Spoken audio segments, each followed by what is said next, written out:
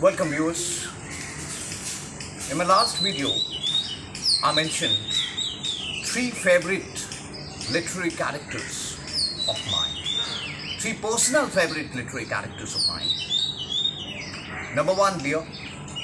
Number two, Satan. And number three, Moria. I've talked about Moria in my last video. But today, I'm very much eager to present Satan in front of you.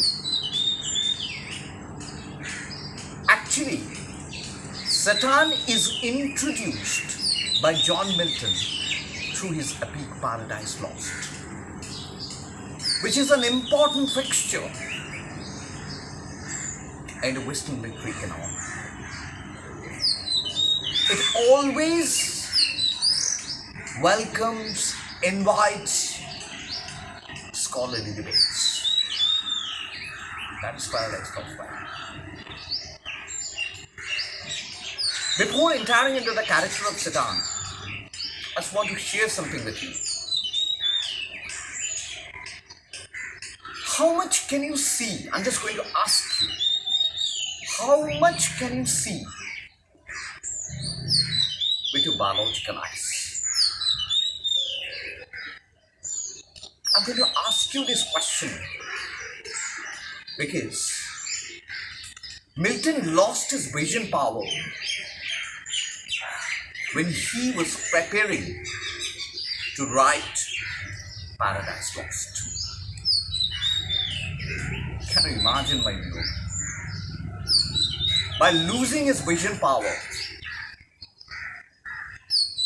he wrote epic like Paradise Lost, Samsung Agonistics, and many others. So I personally think no other poet has ever been this things. He is an exemplary in world literature. So, I personally believe, which I want to share actually, when I've raised the question that whether the biological eyes are inevitable or not. With the help of the biological eyes, you can only see things. These are nothing but a mere appearance. Behind everything, reality lies. So, you need vision to encroach into the reality. Without vision, you are not able to encroach into the reality, my dear. So I personally consider that Milton's Paradise Lost is nothing but a manifestation of Milton's vision and imagination.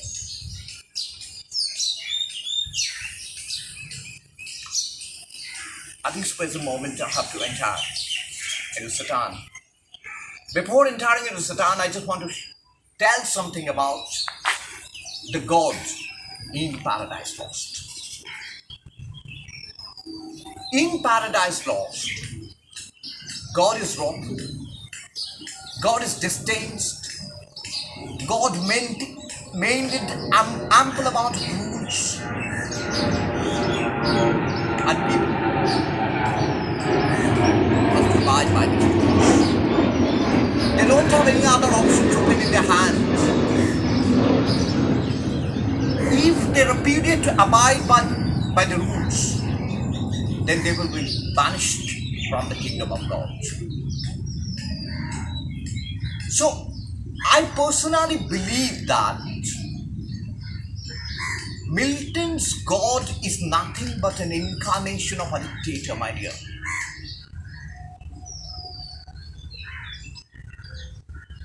He manufactured laws, he made laws without giving explanation to anyone. He repudiated to give explanation to anyone. And that's why I'm going to consider himself as a dictator. Because dictator or dictators don't believe in discussion, don't believe in explanation.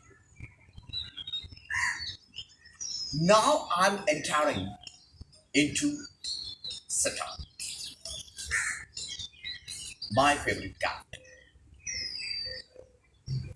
Satan possesses profound quest, profound ideals.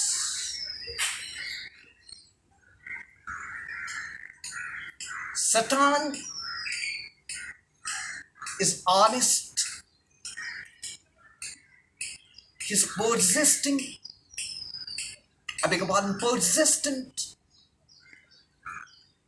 in pursuing what he believes to be.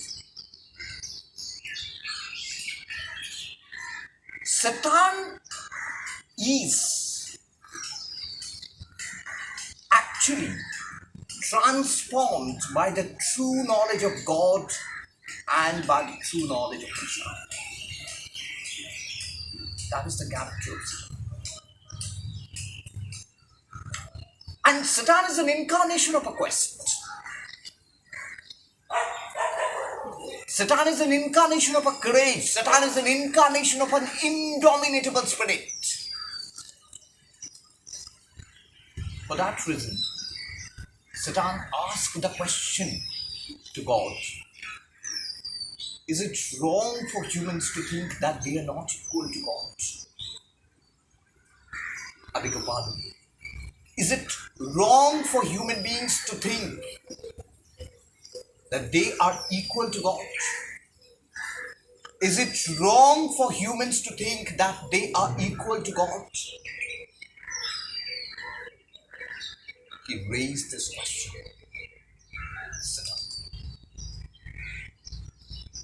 And God straight away banished him from his kingdom.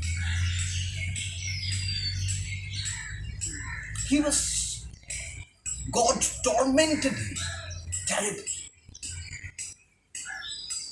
He's an incarnation of an endurance also. He never gave up.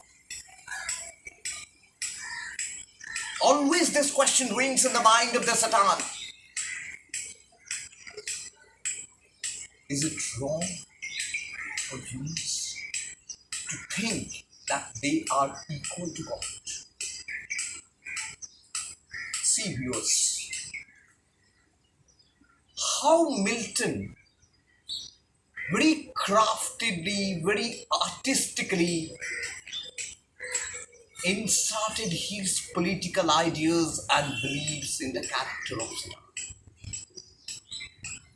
From my point of view, that's remarkable.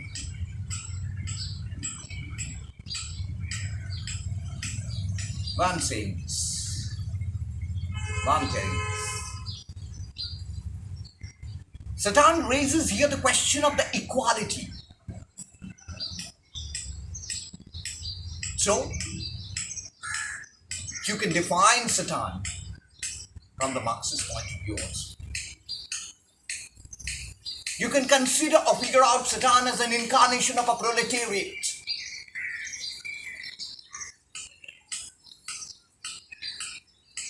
Milton is a firm believer of a democracy. Milton indignates dictatorship. That's why he portrayed God in this way. When someone asked the question to the God at that particular time, God banished themselves from their kingdom. Suggests that God is an incarnation of a dictator. A dictator always afraid of questions. They don't want to give answer to the questions which the common people are asking about. So, God doesn't want to give answer to the questions which Satan actually possesses. That's why Satan is banished from the kingdom of God. I personally believe that Satan is a voice of those people who thinks in an unconventional way. But unfortunately, they are not able to articulate out of fear. Satan is a voice of themselves. Satan proclaims it better to reign in hell than to serve heaven, which is evident that Satan is an incarnation of stoic endurance. Satan is an incarnation of indomitable spirit. Satan wants to erase the dictatorship from this ever-changing eternal world. Dictatorship of God. But I personally believe, my dear viewers, that the character like Satan, the character like Moria, this is a veil, this is a curtain. Satan is a veil. If you remove the curtain, you can find that John Milton is standing behind. John Milton himself is standing behind Satan. So Satan is that kind of a character. You can analyze Satan from various angles, from various aspects, from various points.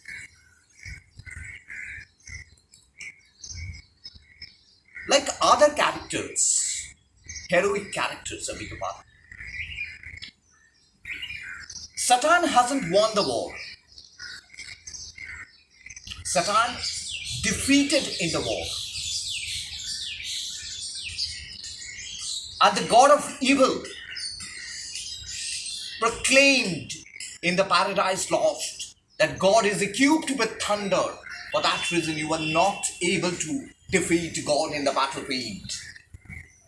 Satan is not able to defeat God in the battlefield.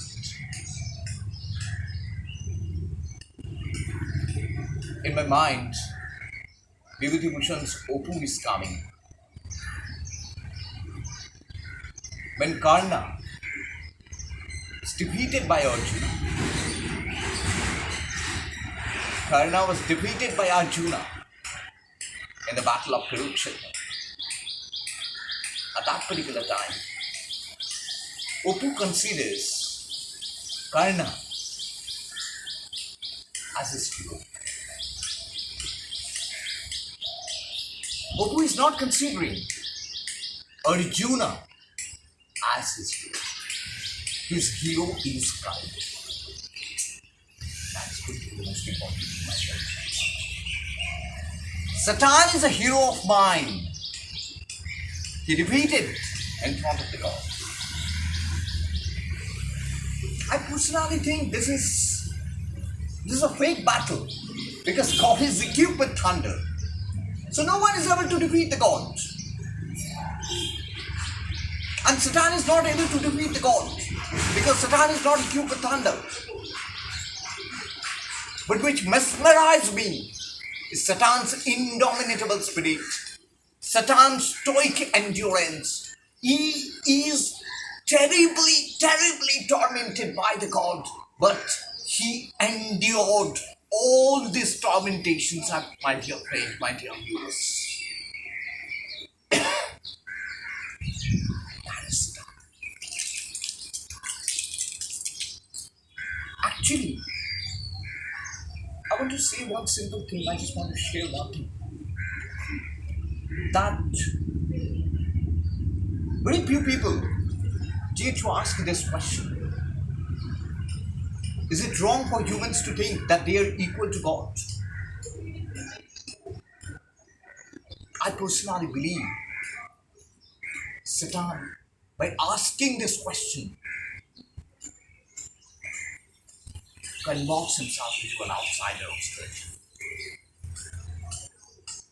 Again, I have to go to Camus. Again, I have to hire Camus. Camus' thoughts, I beg your pardon. Camus believes that if you want to convert yourself into a rebel, then you have to be an outsider. You have to be a stranger. Otherwise, you are not able to convert yourself into a genuine rebel.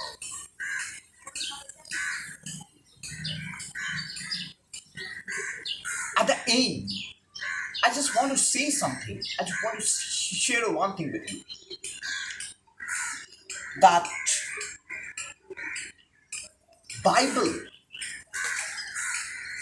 is not able to satisfy those people who possess profound quest.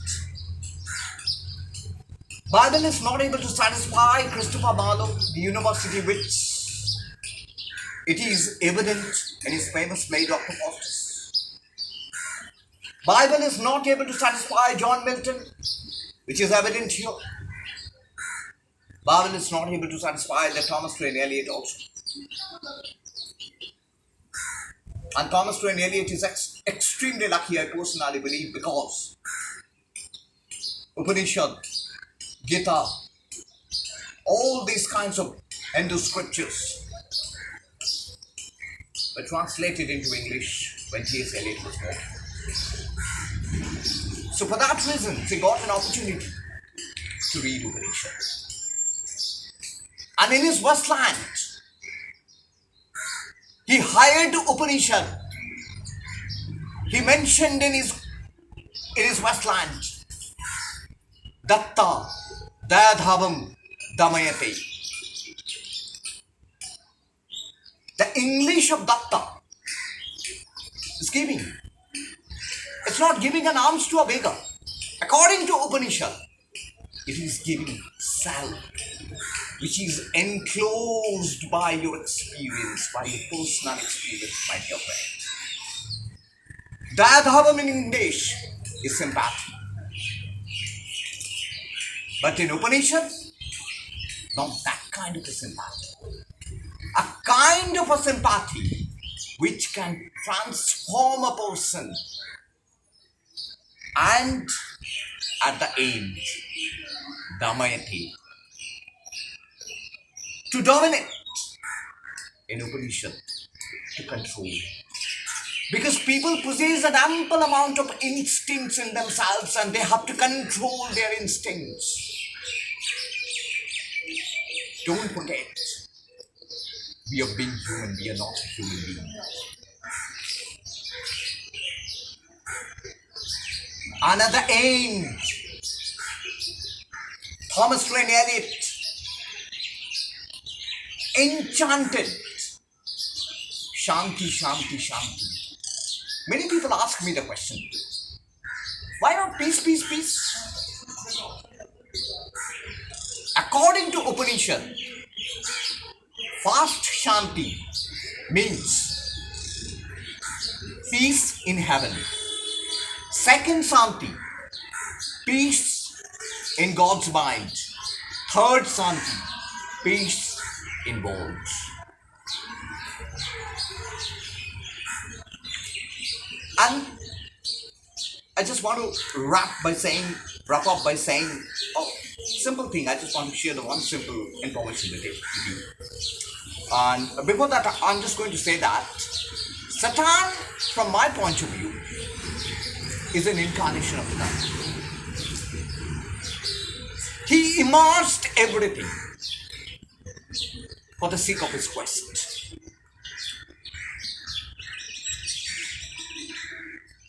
Is it wrong for humans to think that they are equal to God? So, that's why Satan is very special to me. And I just want to share the one thing with you guys. I know that all of you have gone to Bakresha. And there is a one Shatipit in Bakresha. If you enter into the temple of Lord Shiva, then you can find the two images of Lord Shiva.